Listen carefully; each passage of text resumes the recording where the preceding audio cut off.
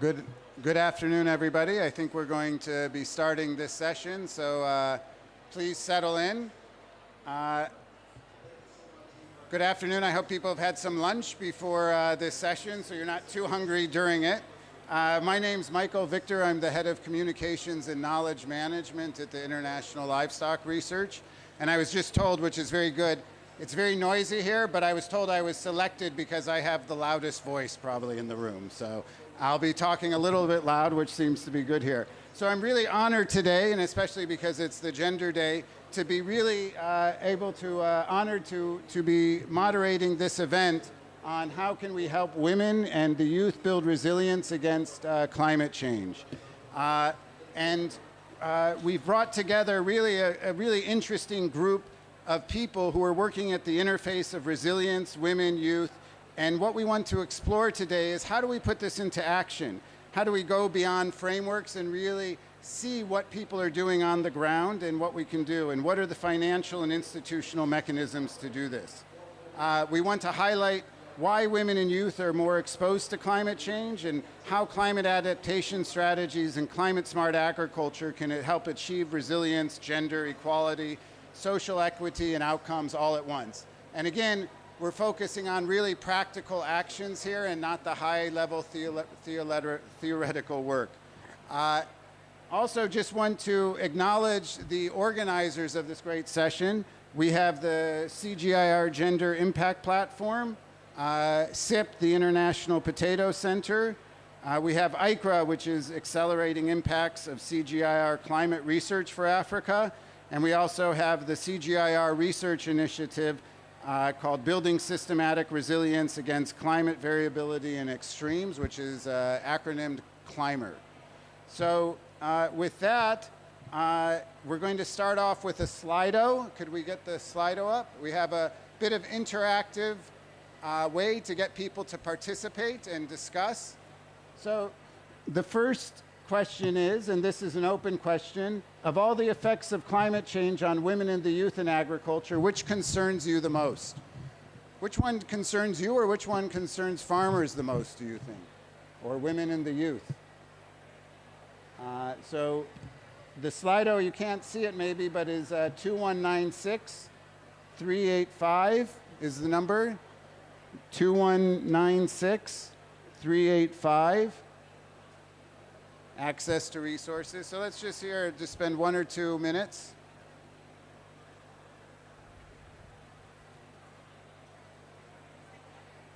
(216) 2196-385. 2196-385. And that's not the winning lotto number for today. Displacement, trafficking, interesting. Okay, access to resources, food insecurity.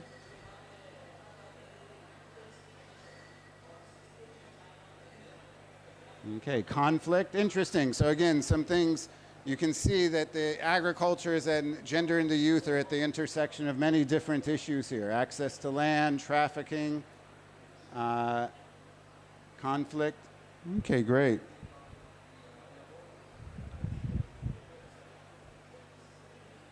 There we go. So access to resources seems to be the biggest one. Women as solution makers. Interesting. Lack of finance. Okay, interesting. Okay, great. So this is, again, something for some of the speakers and others who will be speaking today to start to think about. What are some of these big issues that are affecting women and the youth? Okay, excellent. Security for the future, access to land. So again, access to land, access to resources comes up over and over again. Something really interesting to think about.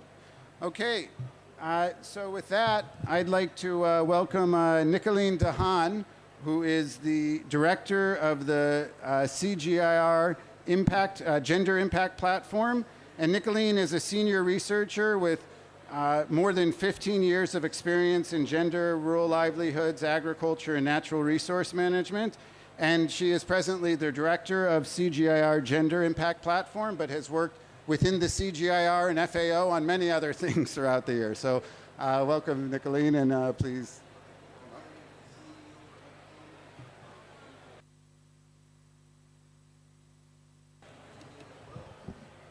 Thanks, Michael, and thanks everyone for being here. Really appreciate you spending a few minutes with us. As I am doing the opening remarks, for my job will be relatively short, and because we have an amazing panel, so I'd rather have them speak than me. But I did want to sort of start off with a little bit of a reflection of where we're at the moment, having spent the last few days here at COP. And there are several numbers I want to share with you. So first of all, 52%. 52% of the diseases we have now are going to get worse. Twice, if not 3 times worse in the future. This has huge implications for women. Often because women do take care of sick family members, so that's one thing that's going to happen. But also when you look at things like zoonotics, it will impact their animals, which is a resource they have often. So that's one thing that we have to realize.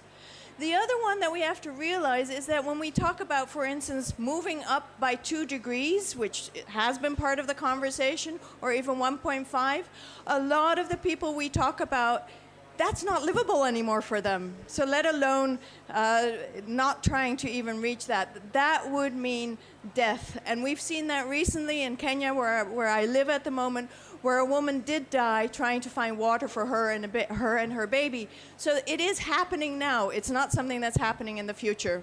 Last but not least was a number that I was given through the IPCC report, which basically says that we will need 2 to 3 times more water in the future. Again, what does for agriculture? What does this mean for women? This means we have to change our systems. And I think this is the premise I do want to share with you. We need to reimagine our systems. We cannot continue as we are at the moment. But what does that actually mean? And I say reimagine, not rethink. People talk about rethink, but I'm talking about how can we actually reimagine this. So what we need to start doing is actually start understanding 4 things if we want to reimagine our food systems. First one, we need to start looking at the root causes. And I think the IPCC report tells us this. We cannot continue using Band-Aids. We need to start understanding the root causes, and inequalities are one of the root causes. So we need to start understanding them much better, and gender inequalities are part of that. So that's one, because we do need long-term solutions. 2, we need to start including everybody's voices, and we need to continue listening and reflecting the voices and the needs of a whole group of people that have been silent and have been silenced up to now. And I do want to say that research can help in that. We often talk about having the voices of people heard. When you do good research, you can translate the voices of people through bigger numbers. Numbers do talk. So we do need to do that. We need to understand, and we need to constantly have the voices of people heard, but we can also do that through research. So that's number 2. But most important for me, what I've learned over the last few days is if we need to change our food systems, we need to change how we value our food system, the norms and the values around our food system, if we want to reimagine. This brings us to gender, where we need to start reimagining how our relationships are between men and women and what men and women can do in this space. The norms and the values are often what keeps gender issues from moving forward. So we need to, at the same time as climate change, at the same time as reimagining our food system, reimagine how we work between men and women in that space. And last but not least, but as important, is we do still need to measure our progress. If we can't measure our progress, we won't know where we're going, and we won't know how good our work is and how more gender equality we will get along. Anyway, I wanted to put that out there. As the panel members do talk about this, please help us figure out how we can reimagine our food systems, a food system that actually respects everybody in the system, men and women, how we can actually increase the gender equality in our systems. And again, thanks for everybody for being here for a few minutes. Appreciate it and look forward to a good session.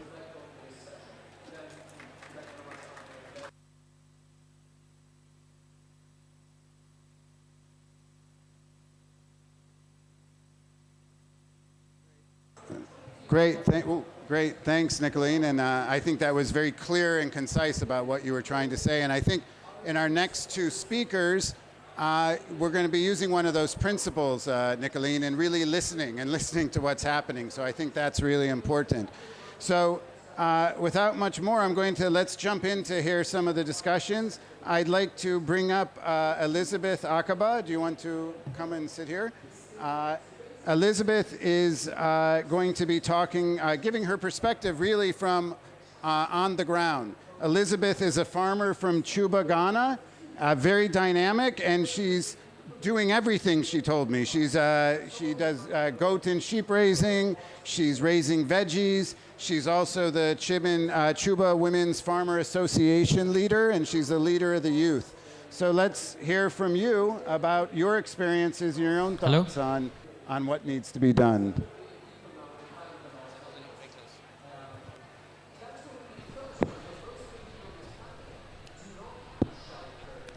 Thank you, sir. As he said earlier on, my name is Elizabeth Edem Yawa Akaba from Ghana, precisely Tuba.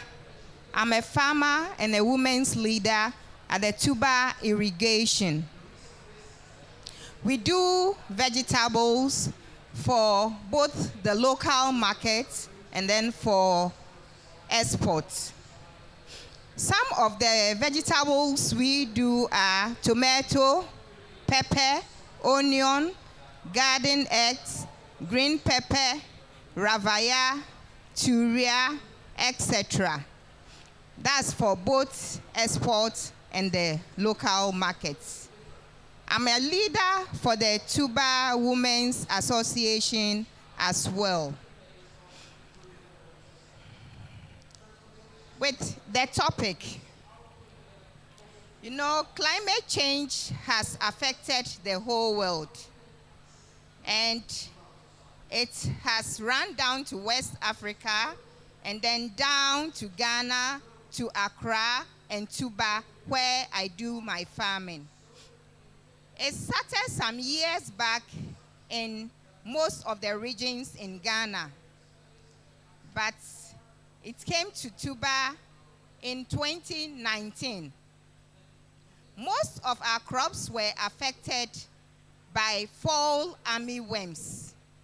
At Tuba, we have 220 hectares of land, and we crop both vegetables and crops, our local crops such as maize, beans, and then what have you, and with the vegetables I mentioned earlier on. In the early part of 2019, that's for the first season, from April, most of our crops, about 220 hectares of maize, were affected by fall armyworms. So we lost all the crops on the field, and thereby rendering most of the farmers very, very poor, because most of the farmers had invested their money into the farm. So they couldn't get money to buy inputs, to pay for their lands, and we farm all year round. 50% of the farmers at Tuba Irrigation are women. And it's rather unfortunate. The 50%, most of them have lost their husbands. Formerly, women in Tuba Irrigation were not allowed to farm. The lands were given to only men. So gradually, as their husbands passed on, the lands were given to us. But unfortunately, due to the change in climate, and you know change in climate has to do in the change in weather pattern in a particular area. At the moment, I would say we have climate variability because it's not up to 30 years. So there is climate variability in my area, and it is affecting us so much. especially when it has to do with the women and youth. Because you know, most of the people that produce food, it be agriculture or whatever, is women and the youth. Babies cannot farm, and the elderly ones too cannot. So basically, everything has to do with women and the youth. So at the moment, as I said earlier on, financially, the women at Tuba are weak due to climate change. ICRA, I always say thank God for ICRA. ICRA has come to help to build resilience. What has ICRA done? It has come to build the capacity of women in Tuba. Formerly, we used to farm for ourselves and then take a little to the markets. But now, due to the help of ICRA, it has come to educate us. We use organic materials, organic substances such as manure, then we use biopesticides as well to spray our farms. We use cover crops, and then we mulch also in order to retain some water in the soil. What is happening in Ghana at the moment is that the rainy pattern has changed. Times that we are expecting rains, it doesn't come. Times that we are not expecting rains, that's when we see the rains. Unfortunately, formerly, because of lack of education, we always rely on the rain, and the rains fail us. It might come before the actual time, and sometimes it comes after the time you are not expecting the rains. So, the times you are not expecting the rains.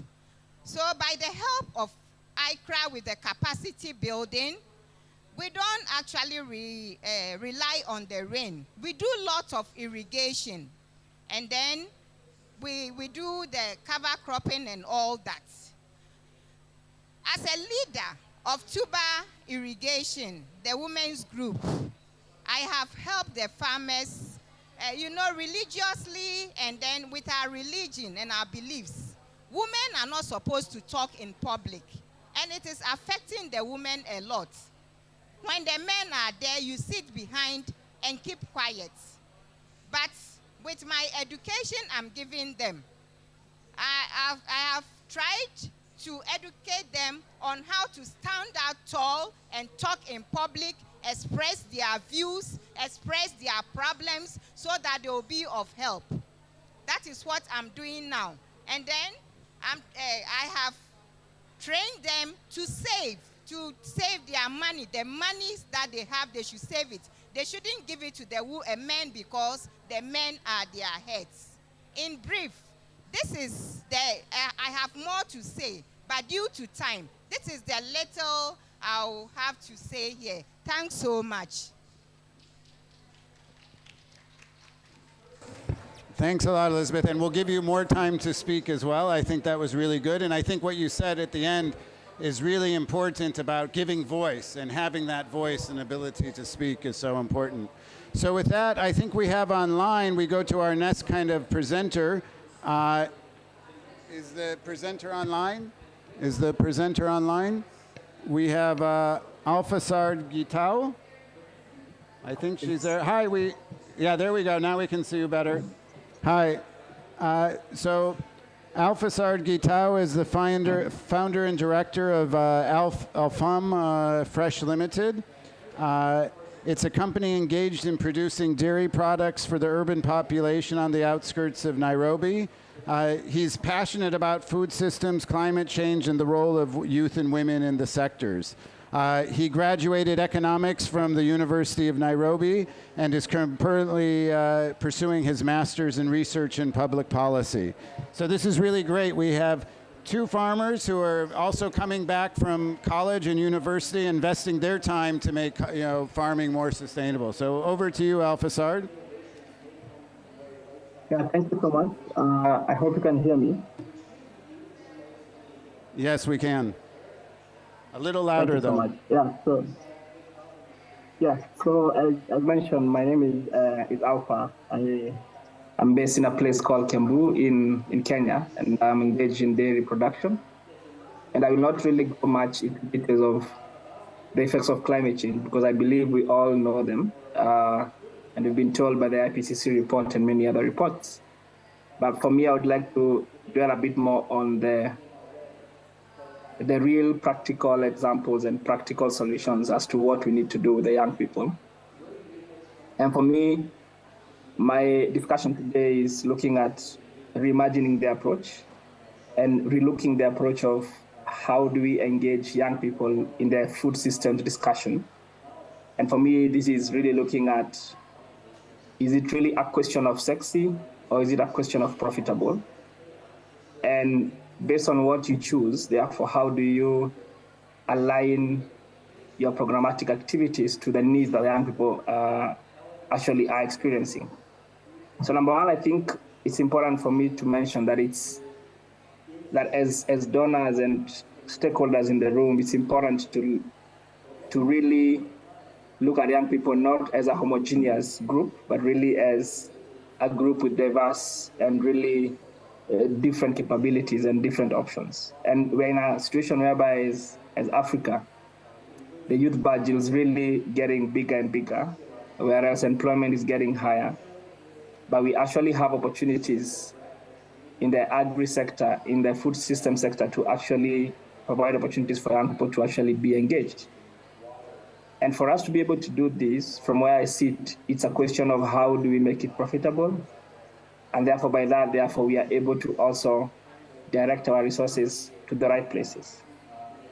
And there is need for stakeholders in the room to also have a clear distinction of, we have young people looking for employment in the agri sector, but then we also have young people who are deliberate and have taken up an ambition to be able to start agri businesses.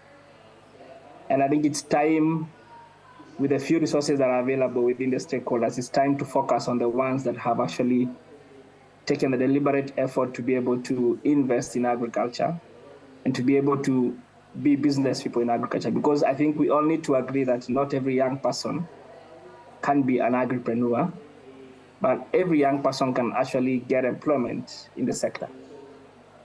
But if we are able to build the ones that have taken the deliberate choice of investing in the sector, then we are able to create that ripple effect, because we don't have all the money in the world. I think currently at COP, we have a very big push in terms of how do we provide more resources. Therefore, that means that we actually have less. So can we try and make it and make the best use of what we have to be able to create that impact with the young people? And number three, for me, it's the need to acknowledge and account for diversity between the young people. I think a lot of times is that we as stakeholders develop programs for young people without them in the room. So you sit down somewhere in a boardroom, you design projects for young people, how to build their resilience, but then have you actually asked them on what really would they need to do to be engaged and to actually build their resilience? So I think it's time that young people are put at the heart and at the center of developing the programs, but also implementing the programs that actually are addressing the challenges they face. Not just putting young people as a tagline in your work as within the programs, just for the sake of getting the funding, but it's actually the need to actually engage them, concretely engage them in developing, implementing, and we're monitoring. Has this program been able to actually give us the impact that we are looking at? And looking at that is looking at how do we design more long-term projects, whereby a lot of times I get development partners saying, yes, our program is providing money for just capacity building, but we are not providing money to actually be able to test or scale what you're doing in your small idea. But this is where the real impact is. We need to provide small grant innovation funds for young people who can be able to test their innovations or be able to scale up what has been able to work in their own farms or in their own ideas or in their own spaces to be able to build that impact. So they need to, when looking at financing and looking at structuring of financing, let's look at it in the sense that, yes, there's money for capacity building and mentoring because that is really important. But then also, can we go a step further to say maybe 5% of the money is important for us to set aside to actually scale some of these innovations? But as I come to an end, I think for me, the really most important thing for young people is that let us make it more profitable and not sexy, because nothing in agriculture can actually be sexy. But let us make it more profitable and let us be able to support them to actually build impact and to scale the ones that are already working to be able to provide more opportunities for young people in terms of employment, but also be seen as mentors and be seen as role models for the young people to actually engage in the sector. So development partners, financial institutions in the room, let's develop programs and policies that are actually speaking to the needs of young people. And as you develop them, please put them at the table and actually work with them to develop some of these initiatives. Thank you so much. Excellent. Thank you very much, Alfasard. And again, I think, making sure that the policies and the investments are really speaking to people and listening to what the youth and and women need, actually. So I think that was really important. So could we put up the Slido really quickly? So we have one question. We'd like people both here and in the audience to move to the next question, please. Okay, so just kind of thinking about it, what resonated with you? Okay, the question before. There we go, perfect. What resonated with you from the panelists? So as we introduce the panelists, what really resonated with you from the speakers that just presented? So as you're doing that, I'd like to welcome the panelists to come to the floor. The first person I'd like to welcome is Jacqueline Mokoka. Are you here? Yeah, okay, great, thanks. Come on up, Jacqueline. Jacqueline is the gender focal point, negotiator for the Kenya UNFFCC. She's currently the director of gender at the State Department for Gender and Affirmative Action in the Ministry of Public Services, Gender and Affirmative Action. And she's also the current National Gender and Climate Change focal point for Kenya and the United Nations Framework Convention on Climate Change. And she also represents the State Department for Gender and other regional technical working groups like IFAD and the African Union. I'd also like to welcome Nozomi Kawarazuka. She's a scientist at SIP and is a social anthropologist at the International Potato Center, and she's based in Hanoi. And her research focuses on understanding gender and the social dimensions of climate adaptation and megadations. Elizabeth, please stay up. Yeah. And then finally, I'd like to introduce and welcome Todd Crane, who's a principal scientist working on climate action and sustainable livestock systems at the International Livestock Research Institute. And he leads interdisciplinary research centered around the social dimensions of climate change, adaptation, and mitigation in livestock systems. Okay, great. And Nicolene, do you want to get up as well, just in case? Yeah, please. We have a seat for you. Want to have everyone up here. So that's great what you heard, and you see some things that have been coming up with what resonated with others. We have inclusivity, technologies, youth can lead. They don't just have to listen and be told what to do, but youth can lead as well. Profitability, new thinking, and access to education. So some really interesting things that are kind of resonating with people. So Nozomi, I'd like to start with you. And from what you heard, are we on the right track? From the interventions you're engaged with and some of the work that you're doing, what else do we need to consider? Okay, hi everyone. I'm Nozomi. I'm working in Southeast Asia, in the coastal area, Asian megadeltas, and that is the most affected by climate change. And major issues now emerging is low adoption of technologies. So actually, technologies are available, but is it fit with women's needs, or young farmers' needs, or minority people's needs? That is a questionable Why? Because those technologies were originally developed by original concerns was environmental and agricultural and crop sciences. So we developed feasible technologies such as, for example, salinity is problems.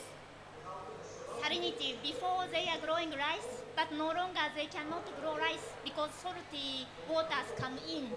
So we suggest different crops, salt-tolerant varieties, diversifications. But it is more likely that wealthy farmers can take that approaches, shrimp industries. But most marginalized people cannot afford. I see the first question, there was access to resources, was the key issue. So what I would suggest is that we have to have another question of unequal distribution of impact and what really we need for the most marginalized people. Technologies we have to co-develop and co-design from the beginning with the marginalized people, especially women farmers. Excellent. Todd, do you want to add on to that from your own experience? Sure.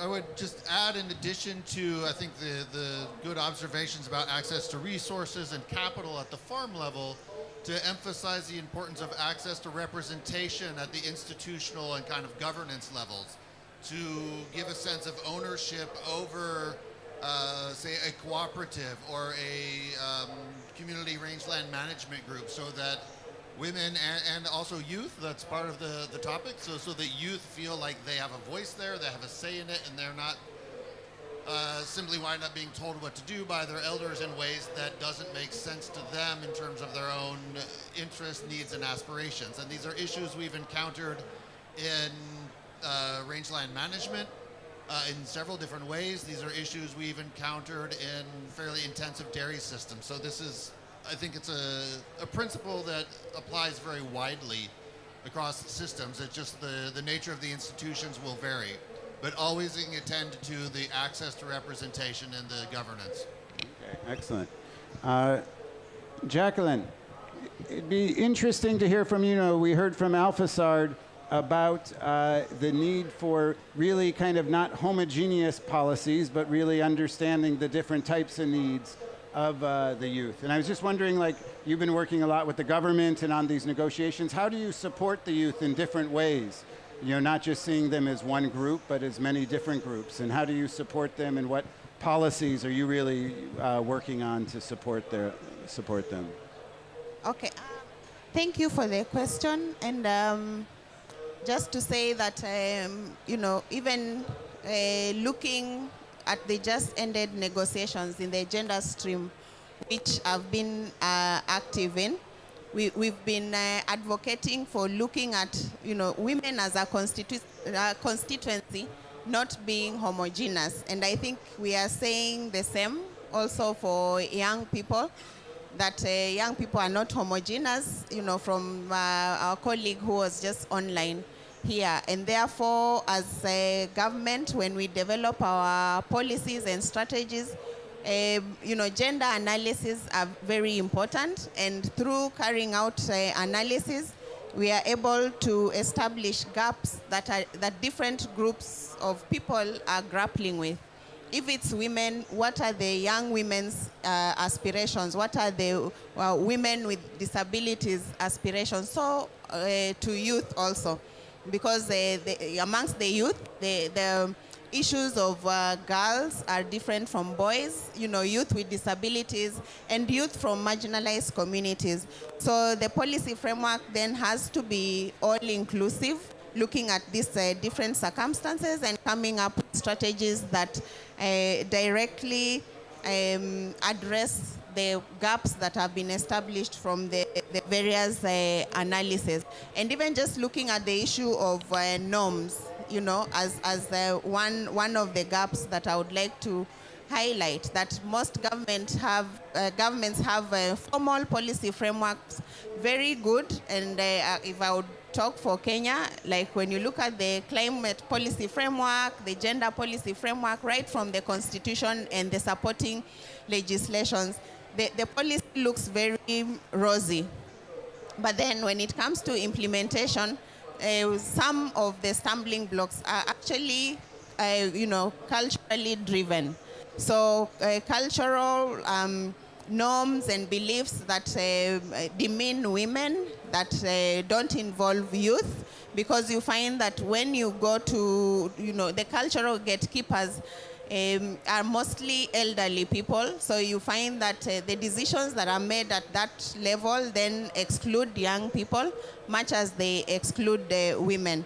So for us to address this, I think we have to be very inclusive, even in policy development and implementation, that those left out sections, groups of young people, of women, should, their voice should find space at the decision-making table. Thank you. Great. Elizabeth, I'd like to go back to you really quickly.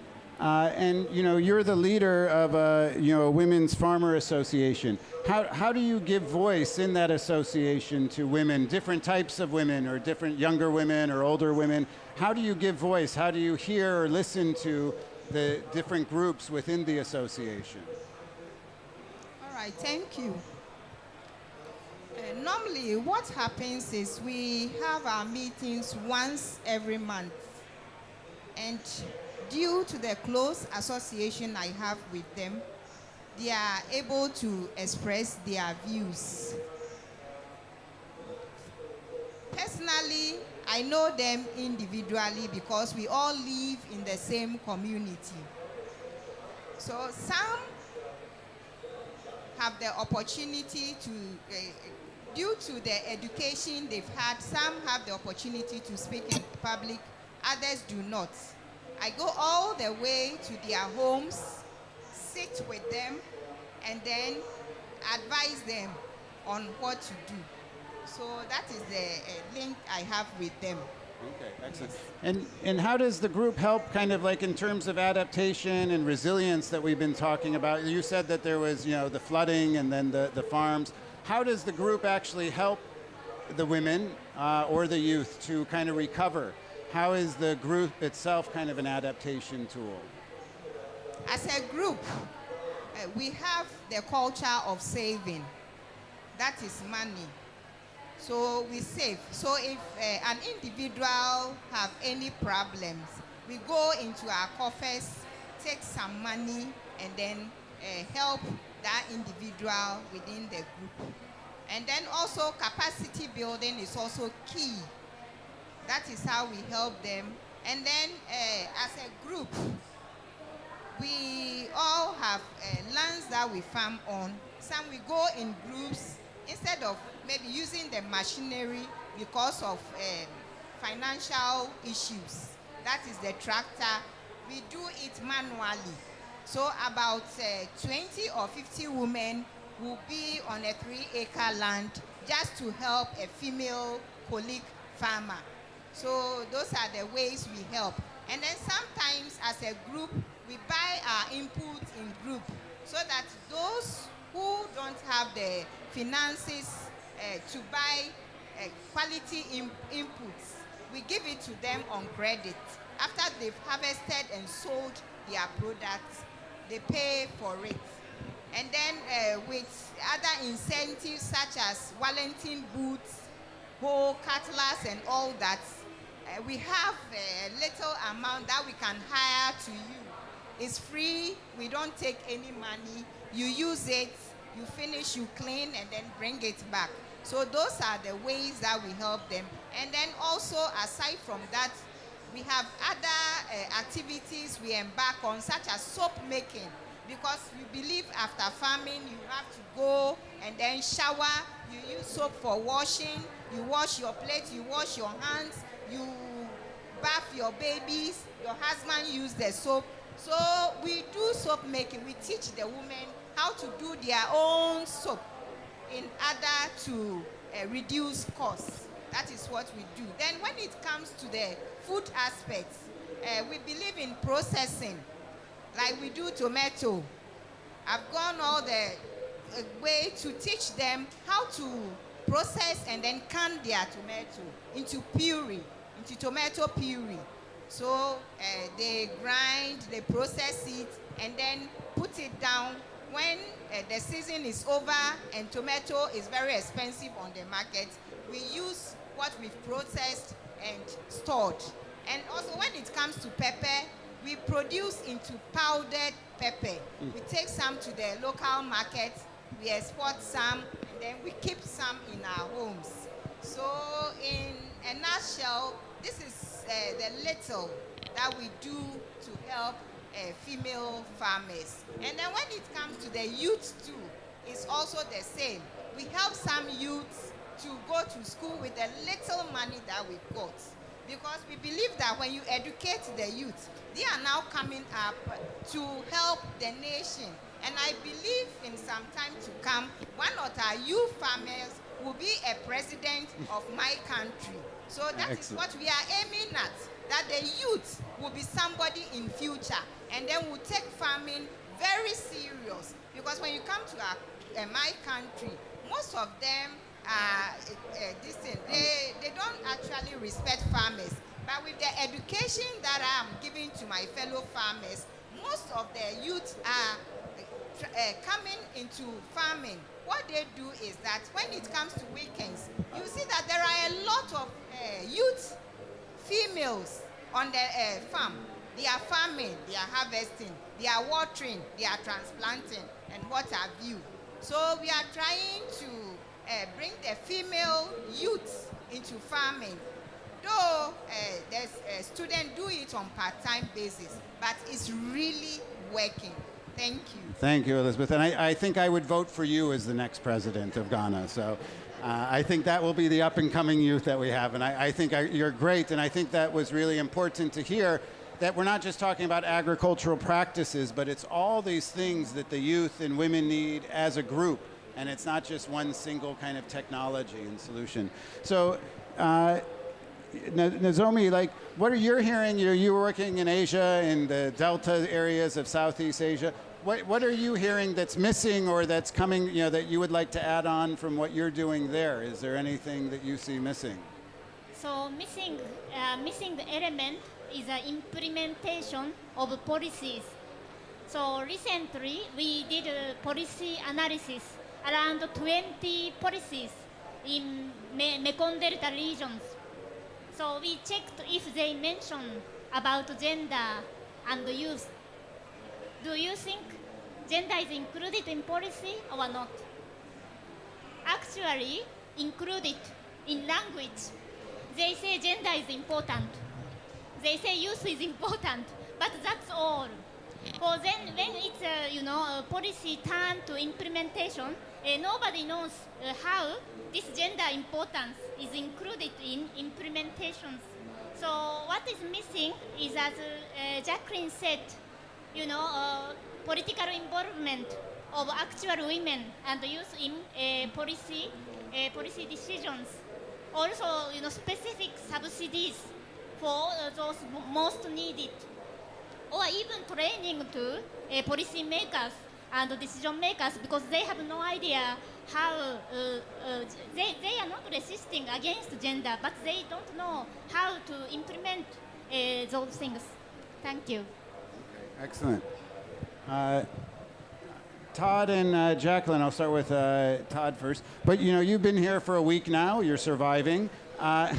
Where do you see things emerging, and really how do we kind of really help and build resilience in for women and the youth? And where do you see some things emerging that you've heard in other places here this week as well? Yeah, I would flag two major points here. I think we often, in social inclusion language and programming, we say women and youth. Women and youth are entirely separate categories. Youth is a transitional, a temporary state, and young men and young women have very different concerns, access to opportunities, priorities, and constraints, indeed, that need to be treated distinctly. We've seen a couple of places where gender inclusion suddenly became young men, because everyone knows women and youth became young men. So we need to be very careful about not lumping together women and youth haphazardly. I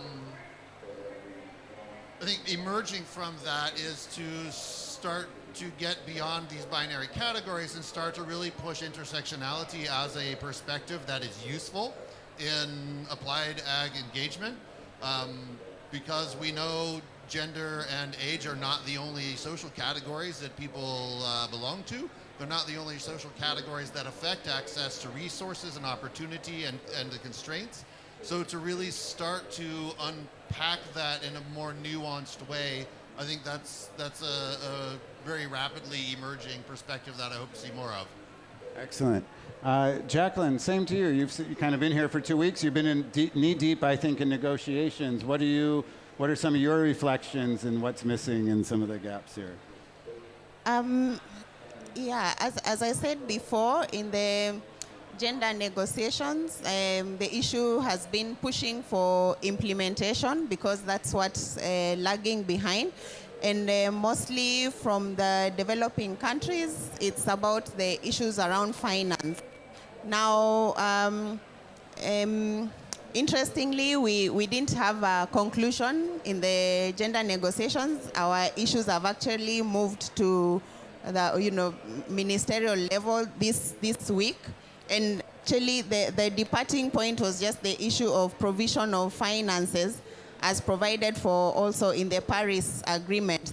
Developing countries, developed parties support developing country parties in implementation of their climate actions. But all is not lost. I think we choose to be optimistic and also take action at party level, much as we are looking for, bigger finances from, at global level. Whatever resources we have at party level must, be distributed equitably, so that the women, young people with lived experiences of the impacts of climate change can access these finances, because the experience is also that the available financing streams are not as accessible as they seem. And that is a really huge problem that we have to unlock. I'm very happy that at least there's a woman farmer in our panel today. That's somebody talking from really, their own experience. We need to see more of this, and young people who come to share experiences about what challenges they're experiencing, and even recommend interventions that really they can identify with, as opposed to having somebody else voice, their concerns. So I think for me, really, it's about a provision of finances, making them available to the young people, to the women, and also, most importantly, just making sure that participation is all inclusive. We don't segregate that, they can participate at local level. Then when it comes to international level, we create stumbling blocks for them.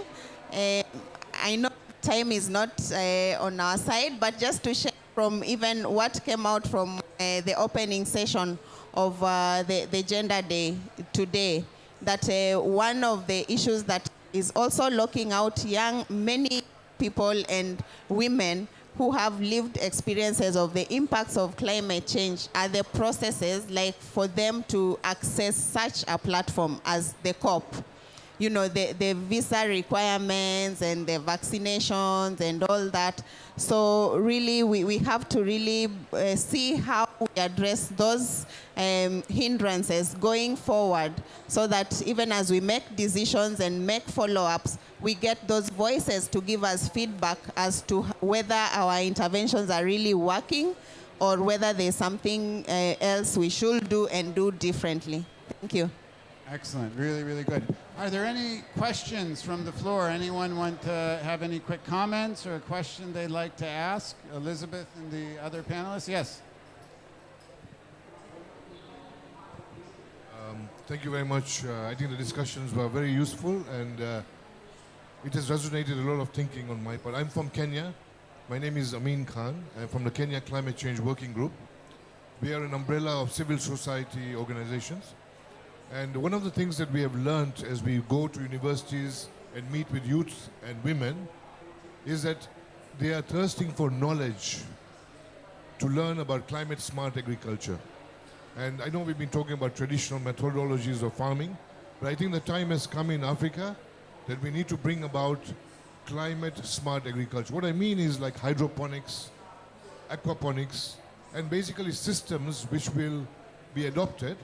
And I'm proposing that one of the ways to do this is to have a demonstration farm with conference and training facilities so that youth groups, women can learn and practically demonstrate and see how hydroponics and such matters are done. Plus, have fingerlings for fish. One of the challenges in Africa is fish feed. So there is black soldier flies and how to be able to make them, put them, and of course the value addition. I'm just thinking that this was something which I would like to work on. And if there's anybody interested to work with me, I'll be happy to do so. Thank you. Any other comments or questions to the panel? Yeah, please. Good morning. My name is Bella. I'm a delegate of African Youth Caravan. Throughout the week and like the beginning of this week, I want to know that like we talk about food, agriculture, but do you think we can do food security and sustainable agriculture when we do not move from the traditional way of doing it in the global south? That's my question. What are you doing back at home? You're doing youth? Can you just give us a quick Yeah, I am, as I said, I am a delegate of Africa Youth Caravan. It's a delegation that brought like 20 youth across Africa. And also I am the president of YBF. That's like a youth bridge foundation that brings like youth across Africa to discuss matters of Africa. And I am also an entrepreneur. I have a startup back home. I'm from Guinea, Conakry. Thank you for coming. It's excellent. Maybe I'd like to ask Todd, actually, and then some others, and maybe even Elizabeth, what's this dynamic between some new technology and innovations and traditional that was brought up in both sections? Elizabeth, you're itching to go. Okay, as the gentleman said, in my country, we've started with the hydroponics. We are doing it, we are educating in general, farmers. So it's a new technology that is coming up. So that is what we are. And with the fingerlings too, we are producing it. We are trying also to produce our own feeds for fish. So we are into it. Ghana is into it. Thank you. Yeah, I think there's kind of a conventional wisdom that youth are more open to higher tech or newer tech sorts of solutions and options. The flexibility and openness of mind is certainly a factor there. So that is, it's a pathway that we should continue to explore and to push. But I generally, I feel a caution is necessary because there's often a fascination with the high-tech solution that's just around the corner that's going to save everything. But I honestly believe that the sustainable solutions are going to involve dirt, seeds, water, hose, and mechanization. The durable solutions are going to have to involve some very old school elements in agriculture. And that's not to the exclusion of new ones, but we can't forget soil, seeds, and water, and labor as necessary components of sustainable agriculture and functioning food systems. Okay. We're going on time. We're almost there, but we have one more question just to kind of get everybody to one more question. Can we move move to the next question on the Slido? Murat, did you have one final question? Okay, very quickly. Thank you very much. It's very interesting. My name is Murad. I'm working for CGIAR and Wageningen University, especially Climate Resilience Initiative. What I want to ask is that, do we have a sort of repository or an accumulation of gender and youth solutions that are proven to work? I think before we go to policies and the practice, we need to have some sort of an clear idea which innovations work. Do you know any sources? Do we need to build it up? Excellent. Okay, I'll maybe allow Jacqueline or Nicolene, do you want to take that one? Or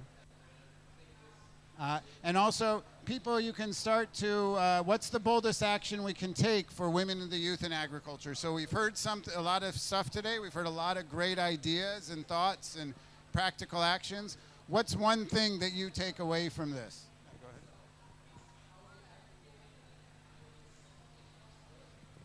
That was a very, very good question.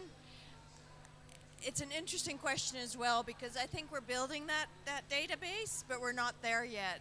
And part of it is that we do still need more funding on even understanding gender in agriculture. And then next step is youth, let alone understanding what actually works, and then let alone actually understanding what works in their voice. I mean, not only in what we think, which is often productivity, but how do we develop better ways of actually understanding what works in different levels and with different, but yeah, we're working on it, but we're not there yet. Yeah, maybe also to just mention that in the UNFCCC Gender Action Plan, one of the priority areas is about capacity building and knowledge management. And I think there's been some efforts towards, building that knowledge base and encouraging best practices, sharing of best practices through various submissions. So I think that's something that is coming up and can be, developed further. And especially in the current negotiations, the issue was that, okay, fine, we have calls for submissions to share best practices that have worked in various countries. But then beyond that, what next? Like, are we sure that there is a cross-learning, or is it just submission for purposes of ticking a box? So that's a good question, and I think we should build on it to just see how does this sharing of best practices build up on our various climate actions. Thank you.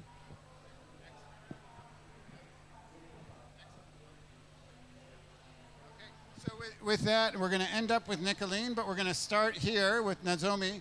What's one bold action we can take that you think? Very quickly, no more than 10, 15 seconds each person. What's your one bold action? I really liked $0 for gender blind. Is that there in the bottom? Thank you.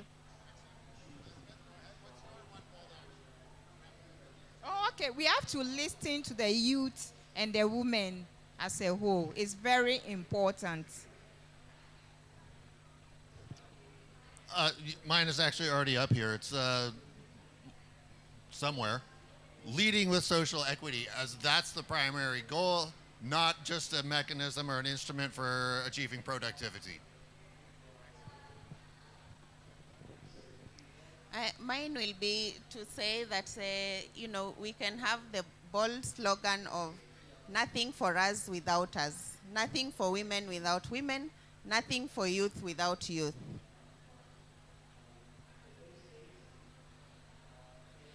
I get to do the concluding remarks, and what can I say after that, really? But just a few things I came across on my notes, and it's the P's. Profitability.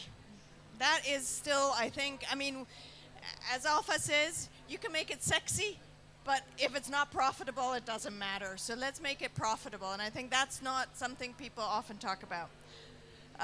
Policy. We have policy, but can we implement? Can we actually put money behind it so that it actually get implemented? We're in Egypt, so I'm using this pounds, money. Can we actually put money in the hands of women? I think that's in across the board, whether here, whether wherever, can we actually put the money where the resources need to be? So that's the other one. And then last but not least, unpacking. we need to still unpack quite a lot. The intersectionality, how do policies actually work? There's a lot of work still ahead of us, but we are getting there. So again, thanks everyone for taking the time. I appreciate you spending some time with us. Thanks very much for the whole panel, including Alpha, who is online. And we hope to see you again soon in another conversation, pushing that conversation forward again, and continue reimagining our food systems, both with women and men in it. Thanks again, everyone.